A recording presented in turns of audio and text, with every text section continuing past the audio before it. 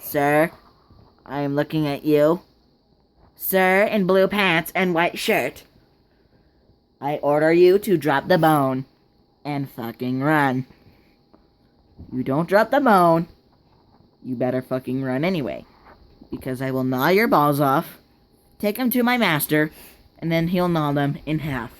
And then I'll keep the other half mounted on my wall, and when I get tired of looking at them, I'll give it to someone as a birthday present, okay? Give me the fucking bone and run!